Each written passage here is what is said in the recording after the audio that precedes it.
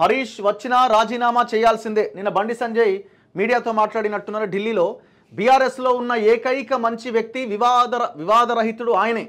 బీజేపీలో బీఆర్ఎస్ విలీనం ప్రచారం ఒక డ్రామా. కేసీఆర్ ఎమ్మెల్యేలను కాపాడుకోలేక ఆ పార్టీ నేతలను ఢిల్లీకి పంపి లీకులు ఇస్తున్నారు కేంద్ర హోంశాఖ సహాయ మంత్రి బండి సంజయ్. సో ఇప్పుడు మనకున్న సమాచారం ఏంటంటే ఫస్ట్ హరీష్ రావు బిఎల్ సంతోష్ని కలిసిండట. కలిసిన తర్వాత ఇప్పుడు ఎందుకు బిఎల్ సంతోష్ అంటే ఇప్పుడు ఆర్ఎస్ఎస్కి చాలా కోపంగా ఉన్నది. ఎందుకు బిఎల్ సంతోష్ని ఇందులో ఇరికించాలని విశ్వ ప్రయత్నం చేసిండు. ఇక్కడ నుంచి ఒక స్పెషల్ ఫ్లైట్లో కేరళకి అక్కడిక్కడ పంపించి ఆయన అరెస్ట్ చేద్దామని కూడా ప్లాన్ చేశారు. ఎందుకు ఇది ఉంది కదా మన farm house, Moinabad farm house ఎమ్మెల్యేల కేసులో ఈ మొత్తం ఈ స్టింగ్ ఆపరేషన్ చేసిందంటే కేసీఆర్ దగ్గరుండి. కేసీఆర్, స్టీఫెన్ రవీంద్ర ఈ బ్యాచ్ అంతా కలిసి ఈ ఆపరేషన్ చేశారు. ఈ ఆపరేషన్లో బిఎల్ సంతోష్ని ఇరికించి ఆర్ఎస్ఎస్ మీద దాడిలాగా చేసి కూతుర్ని కాపాడుకుందామని ప్లాన్ చేసిండు. సో వాళ్ళని అటాక్ చేస్తే వీళ్ళు వదిలేస్తారని ప్లాన్ చేసిండు. అది చివరికి బెడ్షి కొట్టింది. వాళ్ళ ఫోన్ ట్యాపింగ్ కథ వ్యవహారం బయటకు వచ్చిన తర్వాత కేసీఆర్ అడ్డంగా ఇరుక్కున్నాడు. అండ్ దట్టు అక్కడ కేంద్రంలో వాళ్ళే అధికారంలోకి వచ్చారు మళ్ళీ బీజేపీ. సో ఆర్ఎస్ఎస్ కోపంగా ఉన్నది. అందుకే పోయి బిఎల్ సంతోష్ని ఫస్ట్ హరీష్ కలిసిండట. ఫస్ట్ కేటీఆర్ని రమ్మనండి, మీరు కాదు ఇద్దరు కలిసి రండి అంటే మళ్ళీ కేటీఆర్ హరీష్ రావు వెళ్ళి బిఎల్ సంతోష్ని కలిసిరట. మరి ఇది వాళ్ళే క్లారిటీ ఇవ్వాలి నిజంగా కలిసిరా లేదా అన్నది. ఏదేమైనా ఒక నలుగురు ఇప్పుడు ఎవరైతే బీఆర్ఎస్ రాజ్యసభ ఎంపీలు ఉన్నారో వాళ్ళందరినీ అవసరమైతే బీజేపీలోకి పంపడానికి కూడా రెడీ అవుతున్నారట. వాళ్ళేమో రిజైన్ చేసే రావాలంటున్నారు. ఒకవేళ నలుగురు పోతే విలీనం అయిపోతుంది కదా. సో అట్లా విలీనం చేసుకునే అవకాశం కూడా ఉండొచ్చు అన్నది గత 2-3 రోజులుగా పేపర్లు రాస్తున్నాయి. కానీ వీళ్ళు 6 రోజులు ఢిల్లీలో ఉన్నారంటేనే అనుమానాలు మరింత బలపడుతున్నాయి. మీరు చూడండి, చెప్పండి 6 రోజులు ఏం పని ఉంటుంది వీళ్ళకి? 6 డేస్ ఉన్నారు ఇద్దరు కలిసి. ఫస్ట్ హరీష్ పోయింది, తర్వాత కేటీఆర్ పోయింది. వీళ్ళు ఏం చెప్తారంటే కవిత జైల్లో ఉంది కదా, లాయర్లతో డిస్కషన్. ఏముంటుంది లాయర్లతో డిస్కషన్? ఎన్ని గంటలు డిస్కస్ చేస్తారు? 6 రోజులు డిస్కస్ చేస్తారా? అదేమన్నా ధర్నానా, లేకపోతే ఇంకేమైనా పెద్ద ప్రోగ్రామా, కార్యక్రమమా, ఇంకేమైనా ఉందా? లేకపోతే సీక్వెన్స్ ఏమైనా ఆందోళన చేస్తున్నారా? లేదు కదా. సో ఇక్కడ ఏదో జరిగింది, వాళ్ళని కలిసిరు అన్నది మనకు చాలా క్లియర్గా అర్థమవుతున్నది. ఇప్పుడు ఏంది వాళ్ళ తక్షణ కర్తవ్యం?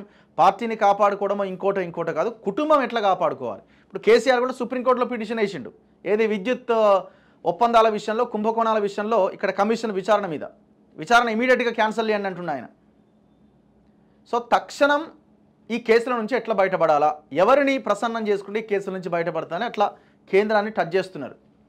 కానీ ఇక్కడ మనం ఏం చెప్తున్నాం అంటే పొరపాటున కనుక బీజేపీ కేసీఆర్ ట్రాప్లో పడిందంటే వాళ్ళకి ఇప్పుడు నెమ్మదిగా తెలంగాణలో అవకాశాలు దక్కుతూ ఉన్నాయి. అవకాశాన్ని ప్రజలు ఇస్తున్నారు.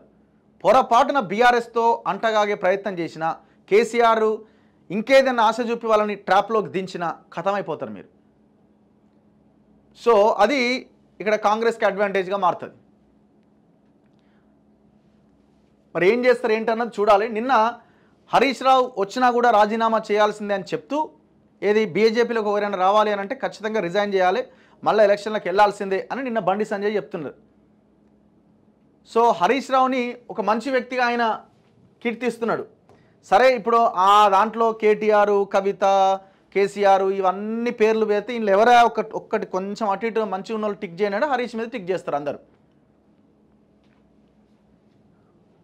మరి ఇప్పుడు హరీష్ రావు బీజేపీలోకి వస్తున్నట్ట, లేకపోతే హరీష్ రావుని బీజేపీ అక్కడి నుంచి రావడానికి భవిష్యత్తులో ఏమైనా అవకాశం ఉంటుంది హరీష్ రావడానికి? సో హరీష్ని ఎందుకు అనడం అని చెప్పి మీరేమన్నా హరీష్ని ఏమైనా దువ్వే ప్రయత్నం చేస్తున్నారా? బండి సంజయ్ వ్యాఖ్యలను ఎట్లా చూడాలా? ఇగో మాజీ మంత్రి సిద్దిపేట ఎమ్మెల్యే హరీష్ రావు ప్రజల మనిషి అని కేంద్ర హోంశాఖ సహాయ మంత్రి బండి సంజయ్ అన్నారు. బీఆర్ఎస్లో ఉన్న ఏకైక మంచి వ్యక్తి వివాదరహితుడు హరీష్ రావు మాత్రమే అని ప్రశంసించారు. కేసీఆర్తో పాటు కేటీఆర్ కుటుంబ సభ్యుల మాదిరిగా హరీష్ రావు కాదన్నారు.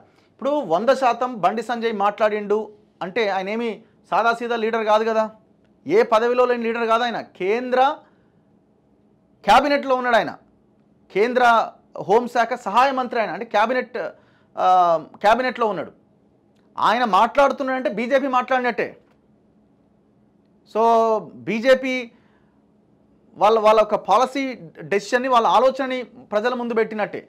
సో హరీష్ రావు మంచోడు అని అంటున్నారంటే అంటే హరీష్ రావు బీజేపీలో ఏమైనా జాయిన్ అవుతున్నాడా, లేదు హరీష్ రావు బీజేపీలో జాయిన్ అవ్వడానికి మీరు లైన్ ఏమైనా క్లియర్ చేస్తున్నారా అన్నదే ఇక్కడ మనకి ప్రధానంగా అర్థమవుతున్నది. అందరూ అదే అనుకుంటారు. కేసీఆర్తో పాటు కేటీఆర్ కుటుంబ సభ్యుల మాదిరిగా హరీష్ రావు కాదన్నారు. కరీంనగర్లో ఆదివారం మీడియాతో మాట్లాడిన సంజయ్, ఢిల్లీ కదా కరీంనగర్లో మాట్లాడినట, హరీష్ రావు గురించి పలు ఆసక్తికర వ్యాఖ్యలు చేశారు. హరీష్ రావు మంచి నాయకుడు, ప్రజల మనిషి అని, ఆయన బీజేపీలోకి వచ్చినా రాజీనామా చేసి రావాల్సిందే అన్నారు. ఆయనకు మళ్లీ గెలిచే సత్తా ఉందన్నారు. తాను హరీష్ రావుతో మాట్లాడలేదని సంజయ్ స్పష్టం చేశారు. ఎవరు రాజీనామా చేసి బీజేపీలో చేరినా వారిని గెలిపించుకునే సత్తా బీజేపీ కార్యకర్తలకు ఉందన్నారు. బీజేపీలో బీఆర్ఎస్ విలీనం అనేది ఒక రాజకీయ డ్రామా అని అన్నారు. బీఆర్ఎస్ను కాపాడుకోవడానికి కేసీఆర్ దొంగ హామీల నుంచి ప్రజల దృష్టిని మళ్లించడానికి కాంగ్రెస్ నేతలు కుట్రలు చేస్తున్నారని మండిపడ్డారు. కేసీఆర్ బీఆర్ఎస్ ఎమ్మెల్యేలను కాపాడుకోలేక ఆ పార్టీ నాయకులను ఢిల్లీకి పంపి లీకులు ఇస్తున్నారన్నారు. కేసీఆర్ పాలనలో తనతో పాటు బీజేపీ కార్యకర్తలను ఏ విధంగా హింసించారో, అక్రమ కేసులు పెట్టి జైల్లో వేశారో ఎవరూ మరిచిపోలేరని అన్నారు. అభివృద్ధిని చూసి పలువురు ఎమ్మెల్యేలు కాంగ్రెస్లో చేరుతున్నారని మాట్లాడుతున్న ఆ పార్టీ నేతలు చేరిన ఎమ్మెల్యేలందరితో రాజీనామా చేయించి ఉప ఎన్నికల్లో గెలిపించాలని బండి సంజయ్ సవాల్ విసిరారు.